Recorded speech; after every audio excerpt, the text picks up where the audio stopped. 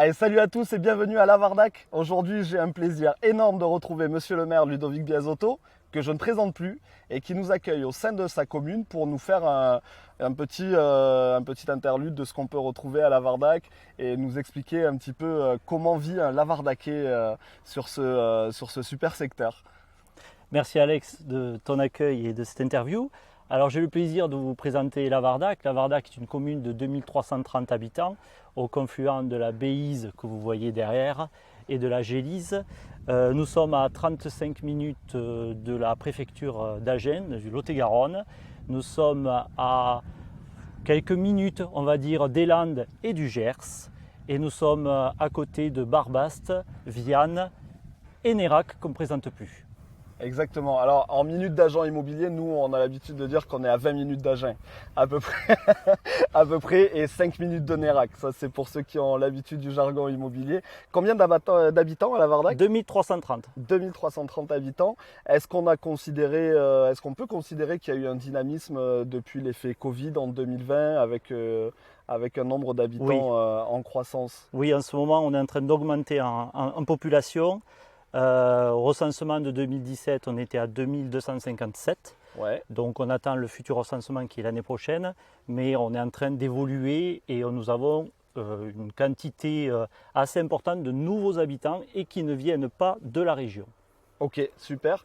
Alors moi je suis Lavardacais, je suis chauvin forcément, mais je constate quand même que sur ces dernières années, le village revit, il y a un regain d'énergie lié très certainement à ce mandat qui est en cours. Quelle est l'actualité qui me semble être assez riche là sur Lavardac en ce moment? Alors l'actualité, très prochainement, le 10 août, nous accueillons le chanteur Nada au stade. Par la suite, alors ça va être 15 jours de festivités, pratiquement en continu, puisque vous allez avoir les fêtes du 15 août avec le grand feu d'artifice au Moulin le jour du 15 août. Et vous avez les jeudis soirs, les marchés nocturnes tout l'été. Et on finit par le festival de country à peu près vers le 20 août. Ça dure sur 3 jours et c'est un très beau festival que nous avons de la chance d'avoir à Lavardac. Exactement, donc une actualité vraiment très riche, un regain d'énergie et des nouveaux commerçants.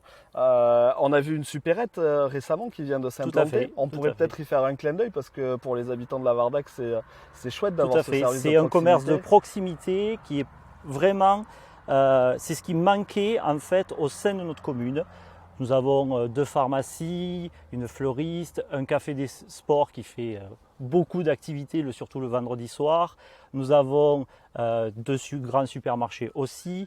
Nous avons un centre de santé. Nous avons un médecin libéral, des cabinets d'infirmières. En fait, vous avez tout à Lavardac pour vivre. Ok, donc on est à la croisée des chemins et il fait vraiment bon vivre. Il fait bon vivre et puis là il fait 40 degrés.